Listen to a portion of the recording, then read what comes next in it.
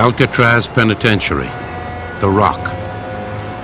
There is no American prison more infamous, and no group of inmates more notorious.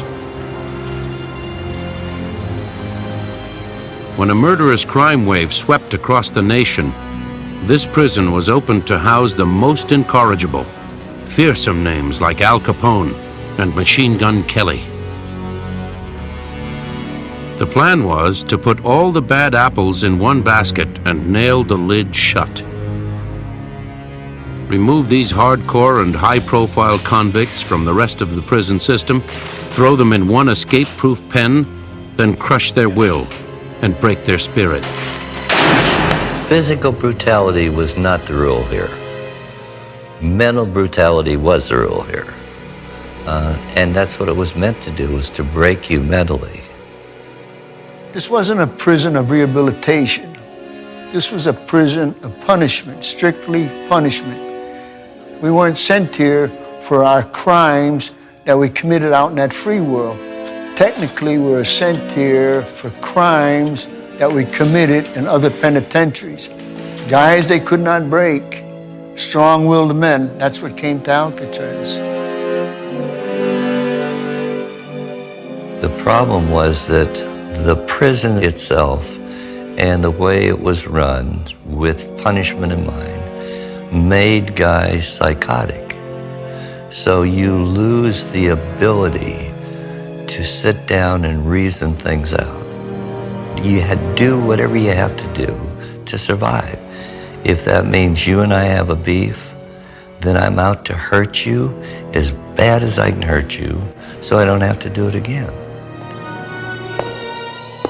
When I come to this prison, you yourself could be the biggest notorious killer there ever was, but I could care less. You know why? I can kill you just as easy as you can kill me. That was my attitude. You didn't intimidate nobody on this island. If a man threatened me that he was gonna do me in, well, I ain't gonna give him that chance. I'm gonna nail him. One way or another, I'm gonna put that man down. So you watch what you said here. For 29 years, Alcatraz reigned as America's Devil's Island. But the story of this prison begins long before it became a federal penitentiary. When Spanish explorers first entered San Francisco Bay in the 1700s, they charted a barren island inhabited only by thousands of pelicans. They named it Isla de los Alcatrazes, Island of Pelicans. Early settlers of the city paid little attention to the island that was best known for its deep covering of bird droppings. They nicknamed it Guano Island. However, the U.S. Army recognized Alcatraz as an excellent location for protecting the harbor of San Francisco. In 1853, they began the daunting task of building a fort and a lighthouse on the desolate island. Fortified gun emplacements were constructed for cannon that weighed up to 7.5 tons. A 20-foot-high defensive wall stretched more than 500 feet. The entire rounded top of the island was leveled to a plateau to accommodate the barracks building known as the Citadel. Finally, by the end of 1859, the post on Alcatraz Island was opened. Alcatraz was cutting-edge technology for Army fortresses during the 1860s. At its height, when the Civil War ended, Alcatraz had 129 cannon mounted on it, which is more than Fort Sumter and Fort Pulaski, the famous East Coast battlefield forts combined. It mounted 5 guns that could fire 15-inch diameter cannonballs weighing 440 pounds, ranges up to 3 miles. Like all forts, Alcatraz had its guardhouse for soldiers who broke the law. But early on, the Army realized the jail could be expanded to become an escape-proof prison for the military's hardcore offenders. In 1861, Alcatraz was designated the main Army prison west of the Mississippi. Over the years, it held up to 600 inmates. As the prison population grew, a wooden cell house was constructed with cells no bigger than closets. By the early 1900s, the fort had become obsolete as a defensive position, but the prison thrived.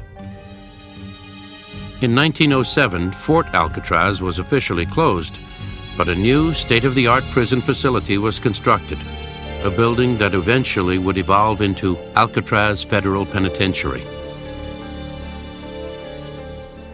The cell house was the largest steel-reinforced concrete structure in the world, containing three-tiered cell blocks.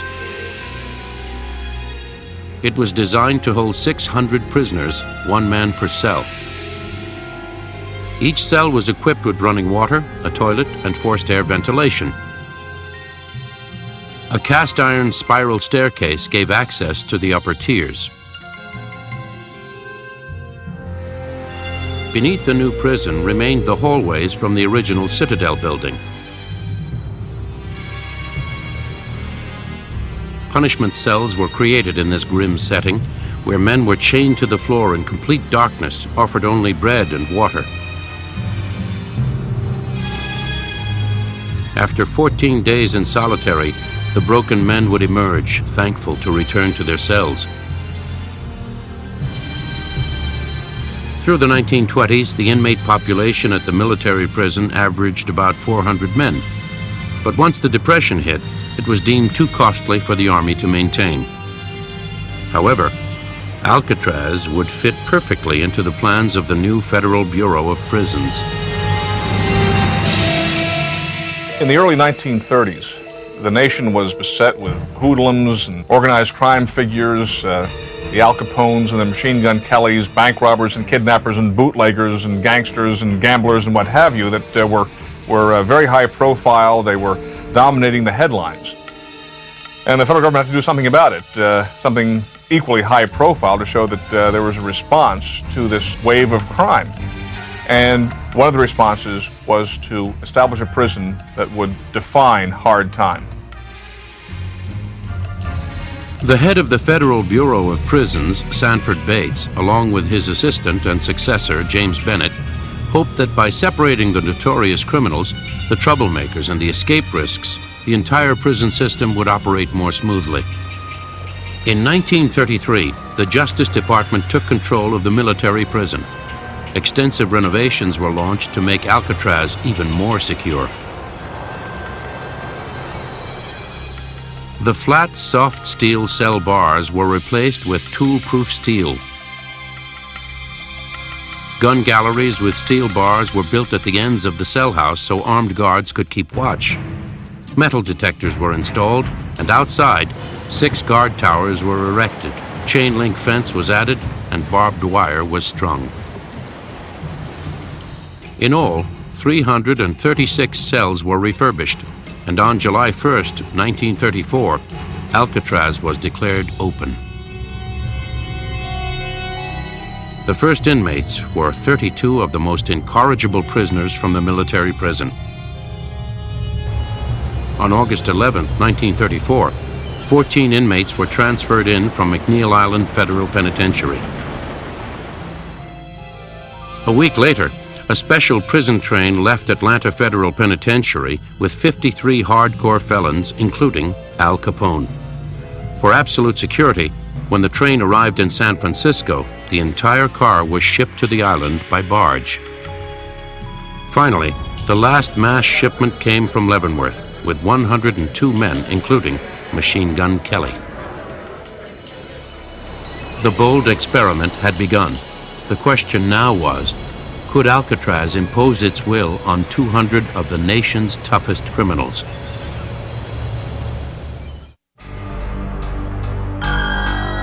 This is Broadway, the central corridor in the Alcatraz cell house. It is flanked by the 2 main cell blocks, B and C, each 3 tiers high with 5 by 9 foot cells.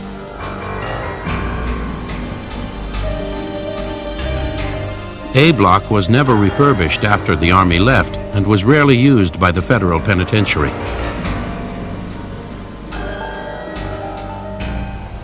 D block became the area for isolation cells and solitary confinement. Warden James Johnston implemented the strict policies set forth by the Bureau of Prisons. And just as they hoped, word of the harsh conditions at this new penitentiary reverberated through the prison system. Of course, you hear a lot of rumors about Alcatraz because I was in another federal penitentiary. I was up at McNeil Island Federal Penitentiary. And they threatened me for approximately 10 years, going to send me to Alcatraz. But back in them days, I didn't care about nothing. You couldn't threaten me with nothing. I told them what they could do with their Alcatraz. Leon Whitey Thompson was serving 15 years for bank robbery. He was shipped to Alcatraz in 1958. I got worked over pretty good at McNeil Island by a couple of guards. From then on, all I live for now is I'm going to put one or both of them guards in a grave. And I didn't care at the time if I hit the grave with them, but I'm going to get me a guard, a couple of guards, and that's what got me sent to Alcatraz. Jim Quillen was serving 45 years for kidnapping. He was transferred to Alcatraz in 1942 and spent 10 years on the rock. I was sent here because I was 22 years old. I was a high escape risk. I had escaped from every place I'd ever been. And I was very bitter and angry and very combative. So they weren't going to keep me in an institution where rehabilitation was the main factor because I wasn't ready for it. At Alcatraz, the dehumanizing process began immediately. They do some things to try to humiliate you. And they brought us into where the visiting room was. And they stripped off the prison clothes that I wore from McNeil Island. They stripped them off and they give you the finger wave. You know what the finger wave is. And they go through all the cavities of your body. It's more or less to degrade you because we didn't come in contact with nobody on our trip from McNeil Island Federal Penitentiary to Alcatraz. You had 4 rights. You had food, clothing, shelter, and medical care. Those were rights. Aside from that, anything else was a privilege. Work was a privilege. Mail was a privilege. Visits were a privilege. Everything was a privilege. They wouldn't force you to work. But if you didn't work, you spent 23 out of 24 hours in the cell. If you worked, you were out of the cell for 7 hours, which is a big gap in your day. And it lets you develop some camaraderie with other guys, although they were never close because you never trusted anybody. There were no newspapers, magazines, or radios allowed. Privileges also included books from the library and movies twice a month.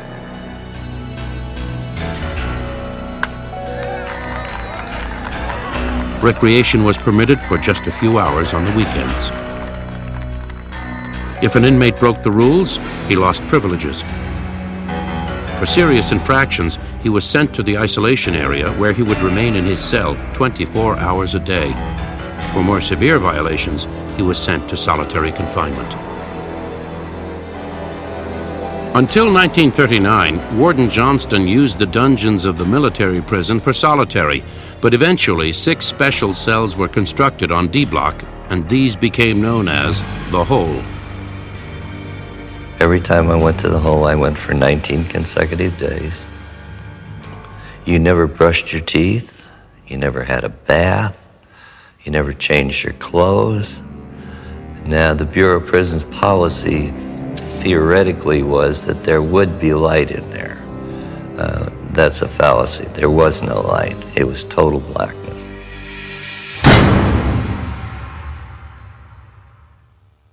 The mess hall was considered a potential trouble spot, so meals were restricted to 20 minutes, limiting the possibility of inmate unrest or violence.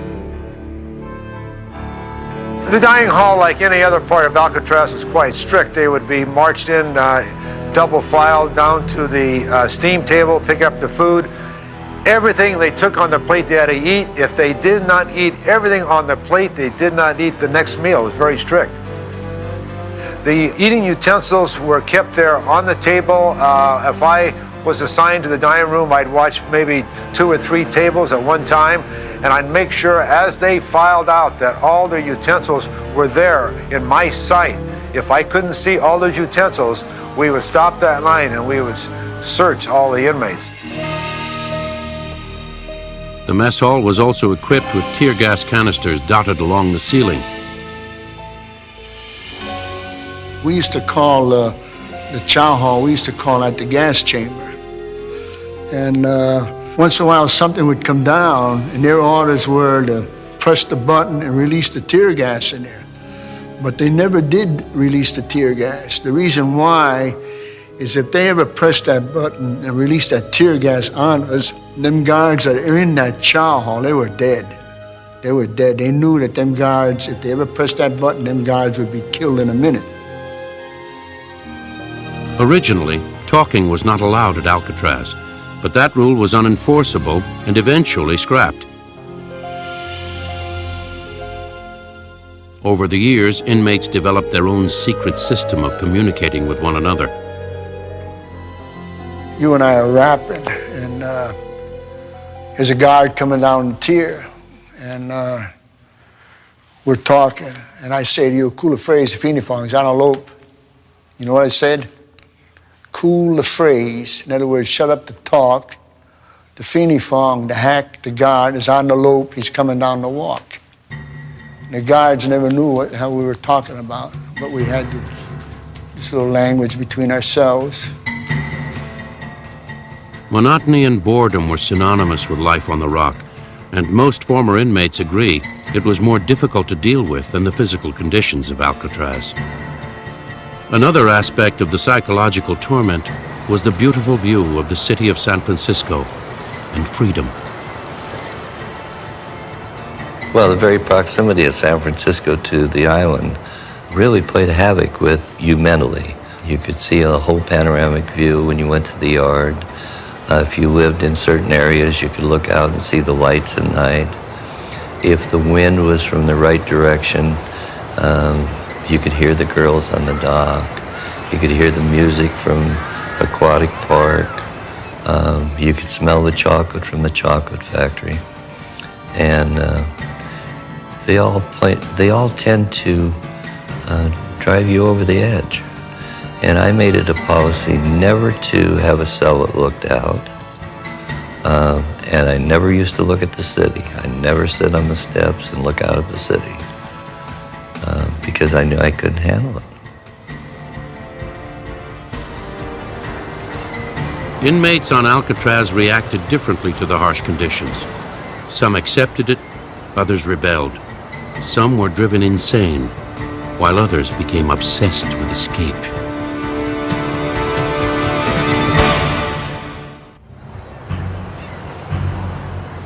When an inmate was sent to the Rock, there was no possibility of parole. If he demonstrated that he was truly a changed man, he could be transferred back to another prison to possibly earn a parole there. This policy, along with the harsh life on the Rock, led many inmates to dream of breaking out. But everyone knew the reputation of this prison. Alcatraz was escape-proof. Any man that attempted to escape from Alcatraz is a man that's committing suicide. This is a man that's given up. This is a man that feels he has no future. He's going to wind up dying in prison, so why not take a shot at it? Security was tight. The ratio of guards to inmates was much higher than in other prisons, about 1 officer for every 3 prisoners. The inmates were officially counted 12 times a day, but each guard was expected to do his own counts every 15 minutes. If an inmate managed to make it to the water, the swim to freedom was only about a mile. However, deadly currents and 50-degree water made the swim extremely difficult. Trained swimmers have often accomplished the feat, but for most prisoners, it appeared virtually impossible. During the 29 years of operation, a total of 14 escape attempts were made, involving 36 inmates. Nearly a third of them either died trying or were later executed in the gas chamber. Joe Bowers made the first escape attempt on April 27, 1936. The first escape attempt probably was a suicide, more than an escape attempt. Joe Bowers, who was regarded by a lot of prisoners as being a little bit crazy, tried to climb a fence in full view of a tower guard, who of course shouted out some warnings. Bowers kept climbing the fence. They shouted out again, and they warned him, and he kept climbing the fence, and they had no choice but to shoot at him. And they shot him, and he dropped down the other side. Jim Quillen was another inmate determined to escape. My first 7.5 years here were concentrating on escaping. This was my home. I swam in the bay. The water didn't frighten me. I was a good, strong swimmer. I was only 25 years old. I really thought that I could beat the water, and I still to this day believe I could have. Quillen tried to break out through a steam tunnel in the kitchen basement. It was 3 by 3. It was so small that you couldn't turn around in it. All the hot steam pipes from the powerhouse come up through there, and the temperature ranged anywhere from 145 to 165 degrees. We thought that we could go from here to the powerhouse and then to the water. We'd been outsmarted, and they'd poured a 5-foot piece of concrete between here and the powerhouse. Quillen was caught and sent to the hole for 19 days and then D-block for a year. The bloodiest escape attempt made headlines in May of 1946 when 6 inmates took 9 officers hostage in the main cell house. The violent episode led to the death of 7 men and became known as the Battle of Alcatraz. The leader of the ill-fated attempt was Bernard Coy, a Kentucky bank robber obsessed with escape. He believed there was a weakness in the bars in the gun gallery, where an armed guard stood watch over the cell house.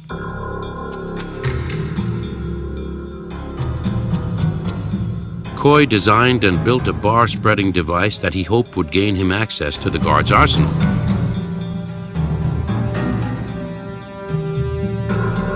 He worked as an orderly in the cell house and carefully monitored the daily activities of the guards. A key to Coy's plan was the movement of Officer Ernest Lageson. My father was the officer in charge of the cell house, and Coy had determined that the time for this break would be when my father went to lunch, because at that point there would only be one officer on the floor of the cell house. On May 2nd, at around 1:40 p.m., Coy made his move. He and Marvin Hubbard overpowered the one guard and let their 4 accomplices out of their cells. Coy then covered his body in grease, climbed the gun gallery, spread the bars, and squirmed inside. He surprised the gallery officer and overpowered him as well. Coy grabbed a .45, a rifle, and every key he could find. Unfortunately for him, the one key he desperately needed that could have opened the cell block wasn't among them. The escapees tried every key, but none would open the door to freedom. The locks were designed so that if an improper key was used in the lock would become dysfunctional. So by using repeatedly wrong keys, they eventually destroyed the lock, so there was no way they were going to get that door open. Meanwhile, Joe Kretzer, a former public enemy number 5, along with other escapees, were taking officers hostage as the guards rushed in to investigate the disturbance. Officer Lageson and 8 others were locked in the 2 cells at the end of Block C. Officers tried unsuccessfully for hours to free the hostages, hurling tear gas and exchanging gunfire with the rioters.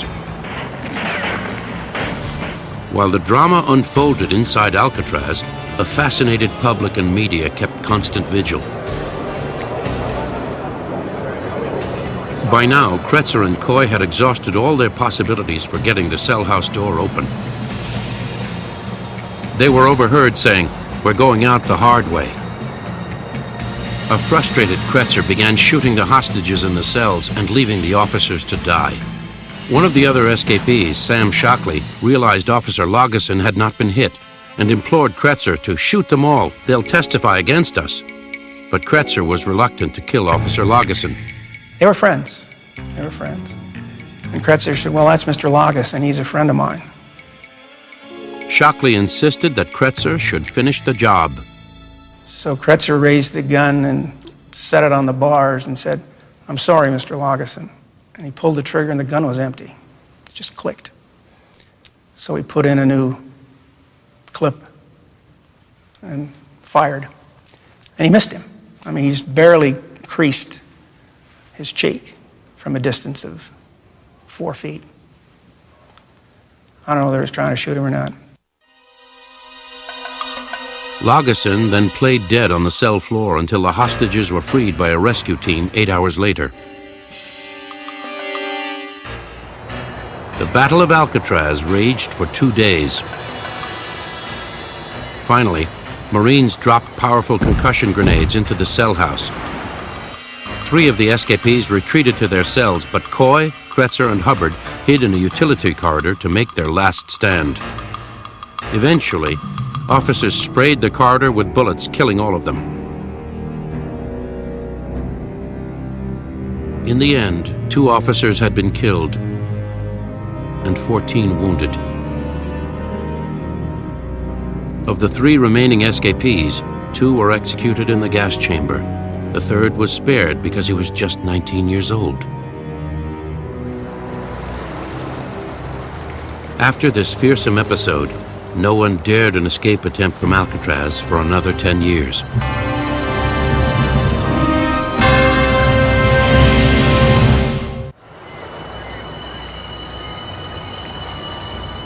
Alcatraz was a surprisingly small prison. Its inmate population averaged only about 260 men. The typical maximum security penitentiary holds more than 1,500.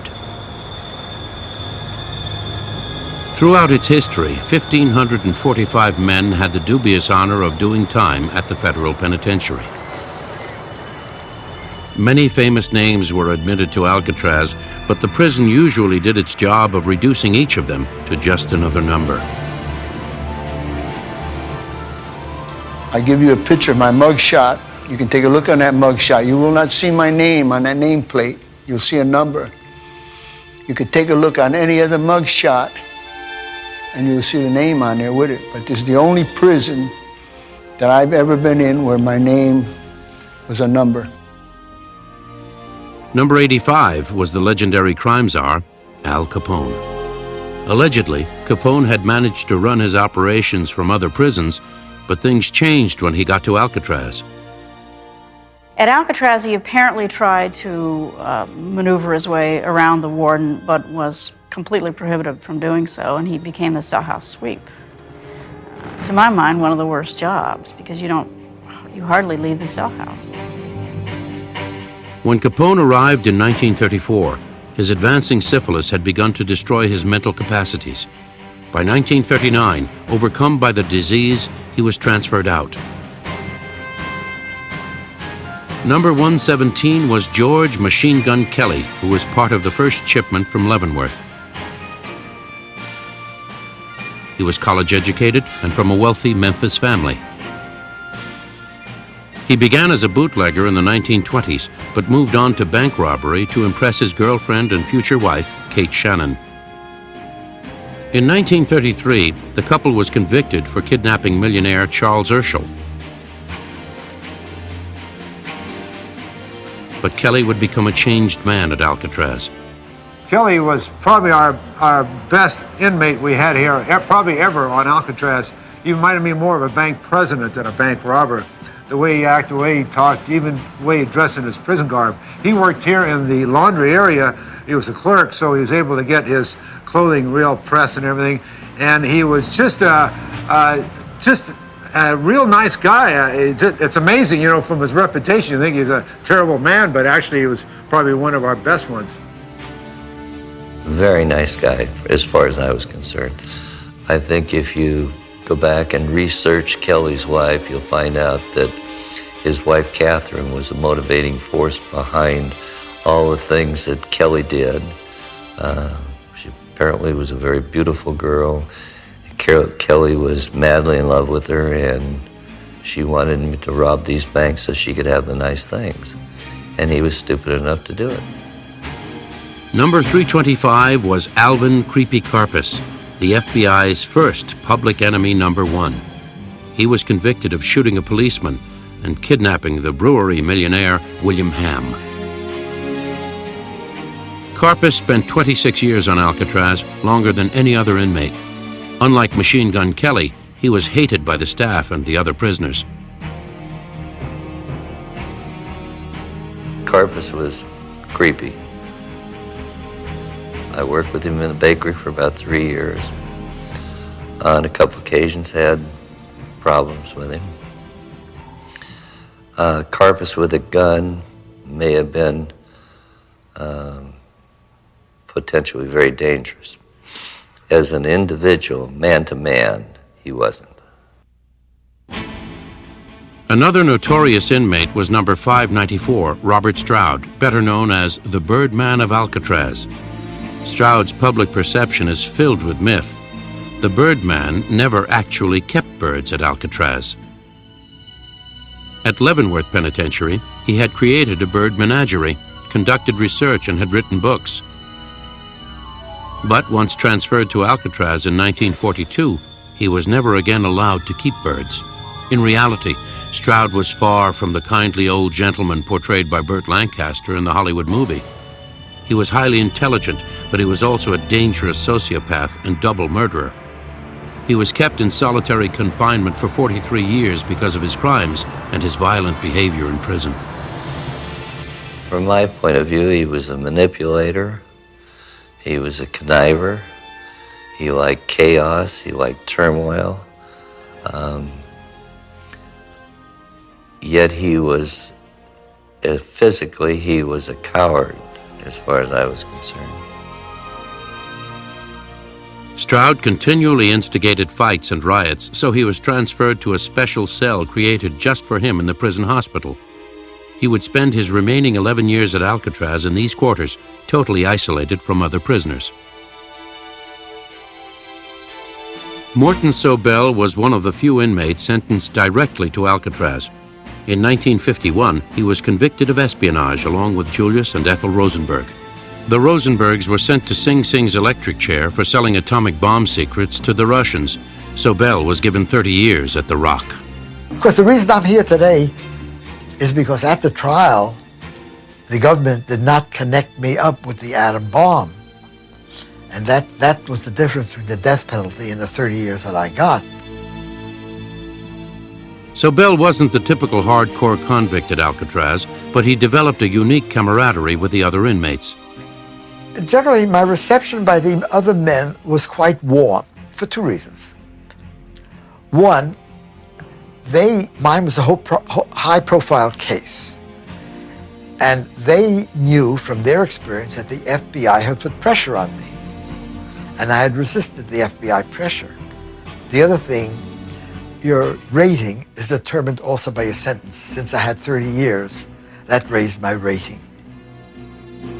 The extent of the bond between men on Alcatraz became most evident for Sobel when his friends, the Rosenbergs, died in the electric chair. When Julius and Ethel executed, the first one that told me about it was a guard.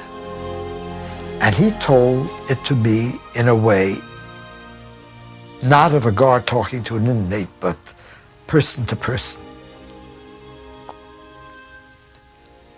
And then the next morning, I got up. The inmates had all learned about it. The men came over and told me how sorry they were that my rap partners had been executed. And their concern was really heartfelt. These were people who were supposed to be hardened criminals. But in this respect, that hardness disappeared, and they were just one concerned person talking to another. And it affected me deeply to find them all so moved by such an event. Maintaining a prison on Alcatraz Island was complicated and expensive. To house an inmate cost roughly $14 a day compared to the federal average of $5.40. There was no water on the island, so it had to be shipped in by barge and stored in tanks. Electricity was supplied by an antiquated DC power plant built in the early 1900s. By the early 1960s, the prison was decaying badly, and the cost to rebuild it would have been exorbitant. The Bureau of Prisons was already thinking of closing the infamous facility when a highly publicized escape brought attention to the deteriorating conditions on the Rock. On July 11, 1962, Frank Morris and two brothers, John Anglin and Clarence Anglin, staged a remarkably ingenious breakout. Their attempt inspired the Clint Eastwood movie, Escape from Alcatraz. The men realized the walls that held them were deteriorating, so they set out to enlarge the vents in the backs of their cells. They dug for 9 months with an impressive array of homemade tools. Some were created from spoons stolen in the mess hall.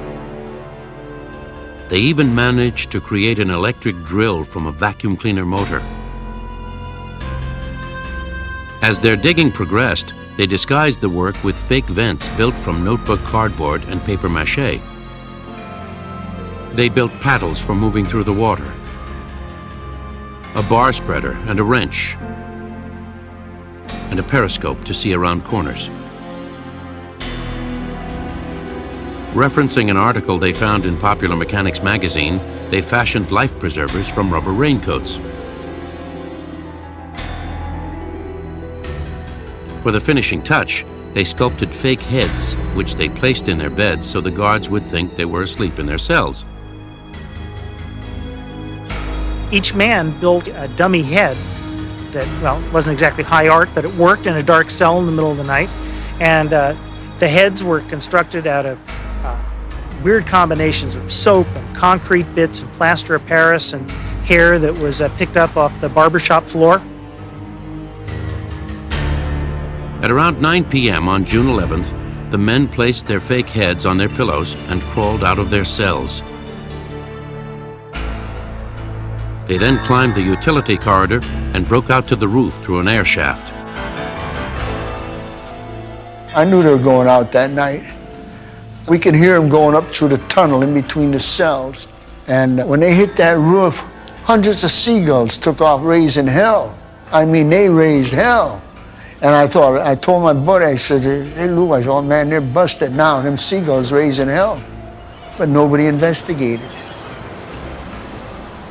They were able to cross the roof of the cell house, went down a stovepipe, came out down to the shower room entrance, went over one set of barbed wire, got down to the water, went over another set of barbed wire, and went into the water on the east side of the island, facing Berkeley, probably sometime between 9 and 10 p.m. at night, and 7 o'clock the next morning. When head count came, quite literally, 3 inmates didn't get out of bed. A giant manhunt was launched. Several days later, some of their equipment and a plastic bag containing a money order in Anglin's name washed up on shore. But the 3 men were never found. Today, all 3 are listed as drowned and presumed dead, but officially, the case remains open. I'd like to sit here and tell you that Morris, John, and Clarence and them guys, they made it, but they didn't. I know in my heart they didn't. Their bones is probably still out in that bay somewhere. In 1963, Attorney General Robert Kennedy finally ordered the closure of Alcatraz Penitentiary, and the last of the prisoners left the island on March 21st of that year.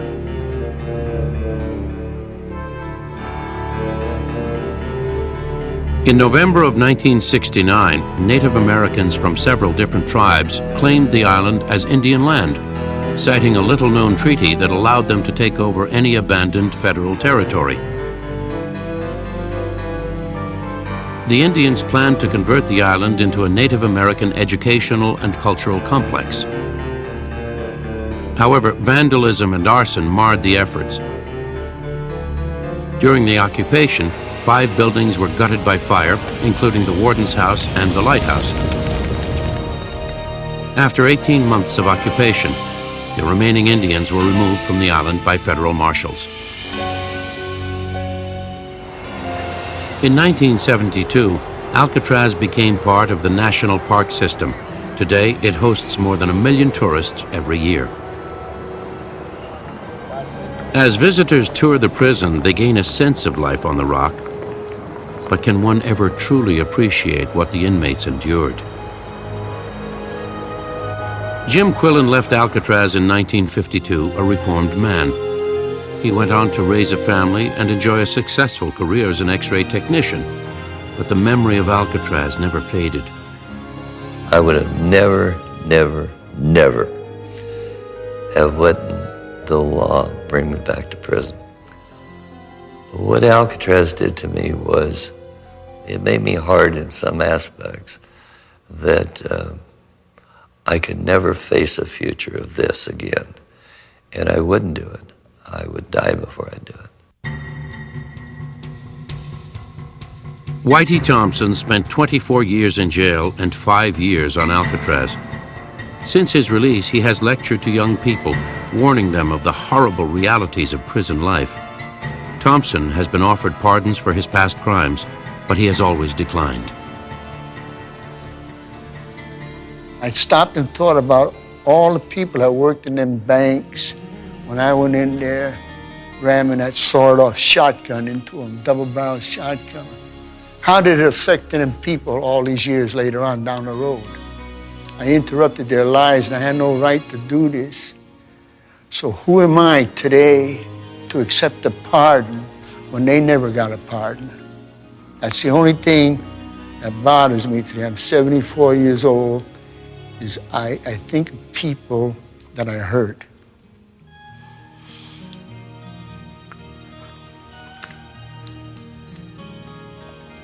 I interrupted their lives.